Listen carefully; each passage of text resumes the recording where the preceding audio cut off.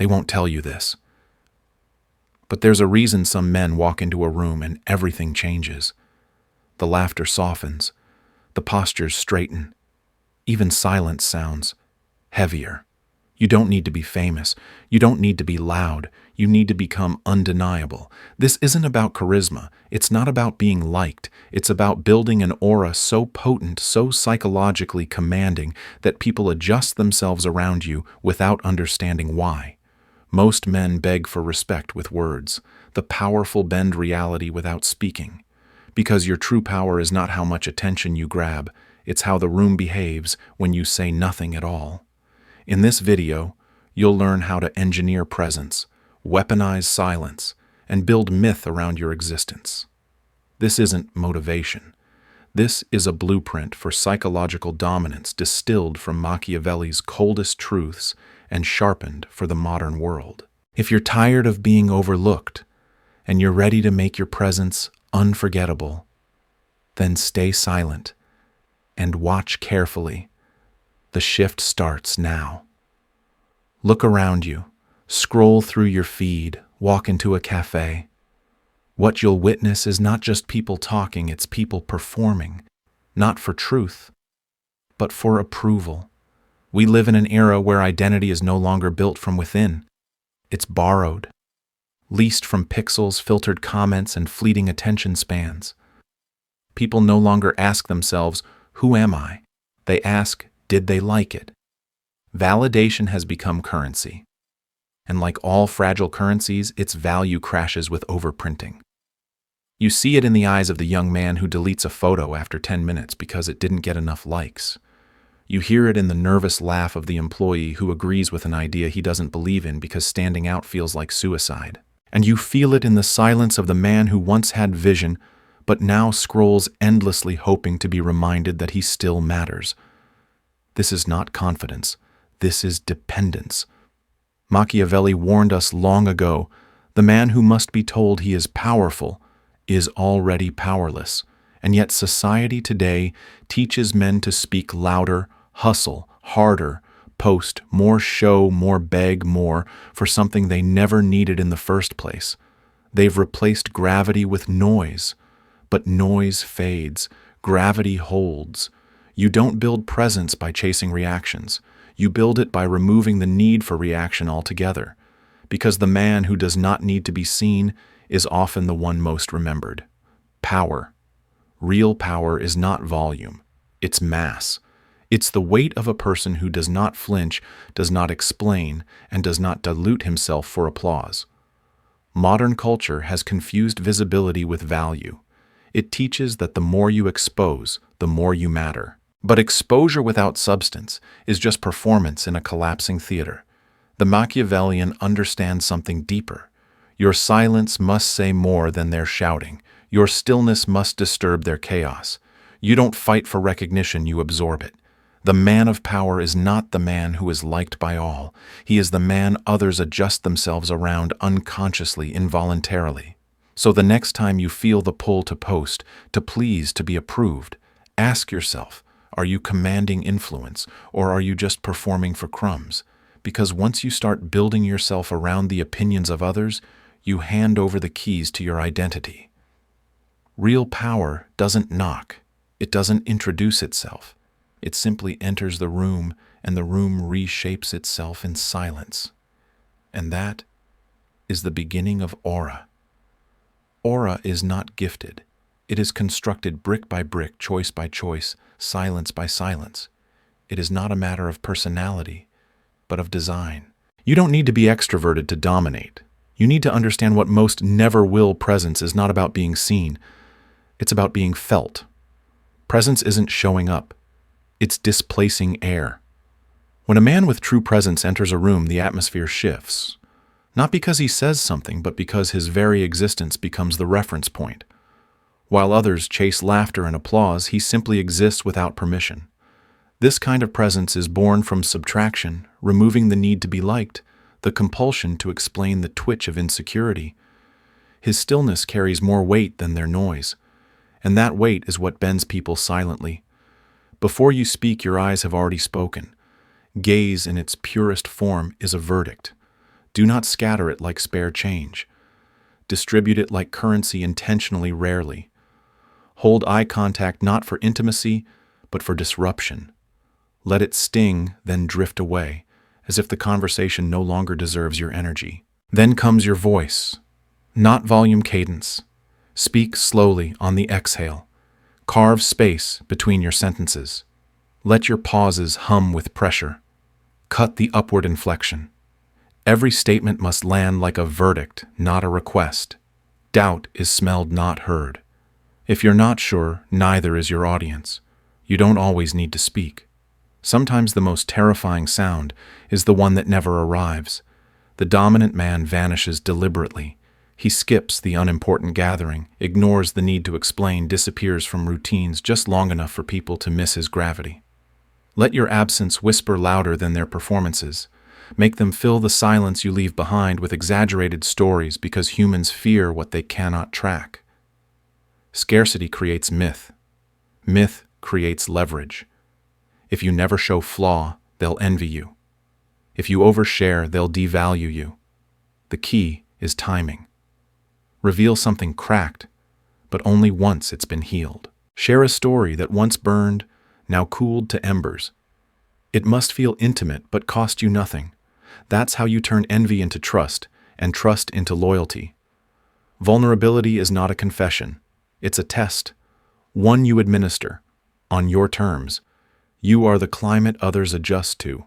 Too much cold, people withdraw. Too much fire, you scorch your influence. Learn to flicker. Hold a still, commanding calm. Then occasionally smile. Offer a glance of warmth, a single rare laugh after a moment of critique. That flicker is irresistible. It's the sudden proof that behind the stone there is blood. People will chase that flicker, not knowing it was always by design. Power fades when it's explained. But myth grows in the dark. It's not what people know about you that gives you power. It's what they think they know, what they whisper behind closed doors, what they can't confirm. But believe anyway. You don't need to tell your story. You need to plant the seed of a story so potent, so incomplete, that others feel compelled to finish it for you. Don't deliver facts. Facts are finite. Instead, craft fragments, half-truths, side glances, unfinished lines. Let your history become an echo chamber of suggestion, a riddle people repeat without resolution. He once walked away from $1 million deal without blinking. That line casually dropped in a hallway becomes the blueprint of your legend. It doesn't matter if it's true. What matters is that it sounds like it could be. That's the power of narrative suggestion. A man who constantly explains himself is bound by clarity. A man who suggests hints implies he becomes limitless, because when people don't know the full story, they invent one, and their invention almost always exaggerates in your favor if you control the tone of the silence. This is how myths are born, not through speeches or self-promotion, but through strategic restraint. Let your absence speak louder than presence. Let them wonder where you are not, because you've disappeared, but because you've left just enough evidence to fuel their imagination. And the moment they start talking about you in rooms you've never entered, you've won. Myth multiplies when you're not around to correct it. It's why kings had royal scribes and generals had songs. Stories build thrones faster than armies. So drop the occasional artifact, a cryptic reference to something you almost launched but killed at the last minute. A half smile when someone mentions crisis. A passing mention of waking before dawn to finish writing. These aren't stories. They're narrative triggers. And people's minds, starved for coherence, will stitch them into meaning. Soon the intern you've never spoken to will repeat a tale about you to impress a colleague, and you'll hear it return inflated, refined, weaponized, in your favor. Never correct them. Because a corrected myth dies, a misunderstood truth becomes scripture. Machiavelli understood this well. A prince is made twice, once by action and again by rumor. You control the first. Let the world sculpt the second. And when they do, when your story starts breathing without your presence, you are no longer just a man. You've become a symbol. And symbols are immortal. In a world addicted to noise, silence becomes violent. When everyone is shouting for attention, the man who says nothing becomes unforgettable. We live in the age of algorithms and oversharing. People beg the void for validation, posting selfies with captions longer than their convictions, vomiting hashtags, pleading for likes, screaming into a digital abyss. But the powerful do not perform for the crowd. They do not compete on the same stage as the desperate. Because real dominance is not measured in frequency, it's measured in weight. Online, you don't need to be loud. You need to be rare. Post less. But when you do make it feel like a royal decree carved in stone, no hashtags, no explanations, no pleas for engagement, just presence, a single photo, a 4-word caption, a gesture, and yet people stop. They lean in, they speculate, because you didn't ask for their attention. You commanded it. Mystery is the oldest form of retention. People don't stay glued to your page because they know everything about you. They stay because they know just enough to wonder what's next. The man who floods his audience drowns in his own noise, but the one who withholds becomes myth. Offline, your body must match your strategy. Posture is propaganda. Your presence must speak before you do. Stand like history chose you to carry something ancient. Move like your time is expensive. Walk into rooms like gravity favors your path. Don't announce yourself. Let the room feel the shift. Let others sense the delay in their own rhythm the moment you enter. Every appearance should feel ceremonial, not staged, but sovereign, as if you arrived not to participate but to set the temperature of the environment. Speak sparingly, not because you're shy, because you understand that every word is a weapon, and weapons should never be drawn without purpose. Digital silence is your shield. Physical dominance is your sword. And together they create a rhythm most people cannot follow. Because while they scramble for relevance through volume, you become relevant through absence. They seek comfort in visibility. You gain power through strategic invisibility. The less they see you, the more they imagine you. The more they imagine, the more they exaggerate. And exaggeration is the birthplace of influence. So next time you're tempted to post your meal, your thoughts, your emotions, ask yourself, are you leading or are you leaking? Because the man who leaks too often becomes predictable. And predictability is death in the game of power. Hold your silence, sharpen your posture, and let the world wonder what you're building in the dark. Because the ones who build in the dark often return to rule in the light. In a world where most people give love to be loved back, you must become the exception, the one who gives from surplus, not desperation. Because in power, relationships are not built on affection alone. They are trained, timed, and sharpened like instruments. Your praise should feel rare. Your kindness should feel earned. Every relationship, romantic, professional, even familial, must be guided by the same principle: give downward, never upward. When you flatter those above you, you announce subordination. But when you give from a place of strength, when you offer warmth, like a sovereign offering audience, you don't create equality. You create gravity. They don't feel loved, they feel chosen. This is the key to psychological influence: affection, when always available, becomes noise.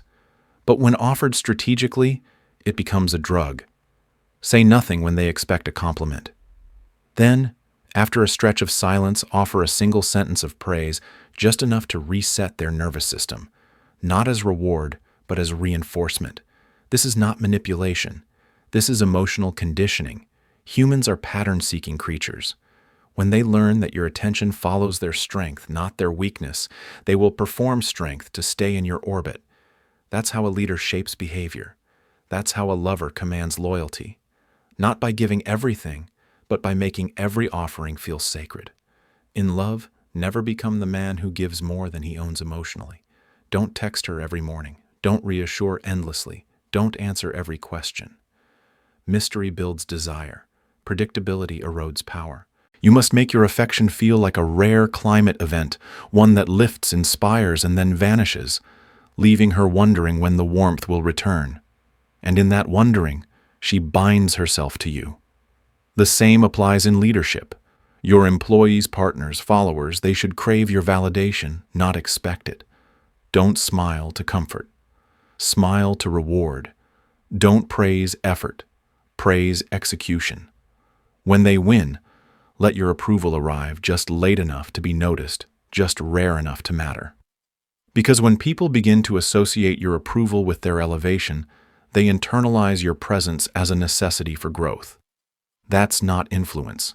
That's emotional dependence dressed in respect. And once someone needs your energy to feel whole, you hold a kind of control no title or contract can offer. But always remember, give from strength, not from need. Praise that comes from insecurity bleeds authority. Kindness that stems from emptiness becomes a plea for validation. Offer love like a king, speak like a judge, give as if you have infinite more to give, and they will orbit your presence like it's the only sun that ever rose. That is the architecture of a tactical bond, and it is unbreakable because it is designed. Power is not a moment. It's not a speech, a stare, or a single act of silence. Power is repetition. And aura, no matter how legendary, is not permanent unless maintained through ritual. The world will tell you that influence is about what you do to others. But the true architecture of dominance begins with what you do to yourself, especially when no one is watching. Every morning must begin as a private ceremony, not with noise, not with screens, but with silence. Walk alone. Breathe slow. Feel the cold against your skin, not to suffer, but to remember that you command your body, not the other way around. Your rituals are your crown, not made of gold, but made of discipline. Solitude sharpens your identity. Breathwork grounds your presence. Cold mornings train your will to act without negotiation. And reflection, the brutal, honest kind, becomes your internal audit. Because power without reflection turns poisonous. You can dominate a room, bend minds, and silence opposition.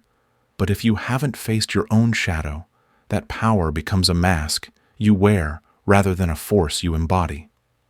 Audit your guilt. Not to feel shame, but to extract wisdom. Guilt ignored becomes corrosion. Guilt examined becomes intelligence. Ask yourself without flattery, where did I break my own standard yesterday? Who did I manipulate beyond necessity? Was I feared, or just unreadable? This is the discipline few can stomach because it requires confronting the parts of you no one else dares to challenge. So keep one person, just one, who is immune to your myth. A friend, a mentor, even a rival. Someone with nothing to gain from your approval. Their role is sacred to puncture your illusions, to speak what others fear, to anchor your greatness with uncomfortable truth. If you build a kingdom where no one can question you, then your downfall is already under construction. Even emperors polish their armor before battle. You too must polish your aura daily, not by pretending to be untouchable, but by choosing to stay sharp even when praise tempts you to soften. That's the paradox. The stronger your aura becomes, the more seductive it is to relax, to believe the myth, to ease your edge. But the sovereign who kneels to comfort loses the throne in silence. So when the sun rises, begin again. Repeat your ritual. Breathe before you speak. Sit with your flaws before you sharpen your gaze. Because aura is not a gift, it is a flame. And your discipline is the oxygen it burns on. Ignore that. And even legends turn to ash. The final proof of power isn't what happens when you speak, it's what happens when you're no longer in the room. Aura that dies with presence was never real power. It was charisma, performance, illusion. But true aura, the kind forged in discipline, refined in silence, wrapped in myth, outlives you. It lingers in rooms you once entered. It shapes decisions long after your name is spoken. It becomes a gravity field, bending reality in your absence. And here's the paradox every powerful man must learn.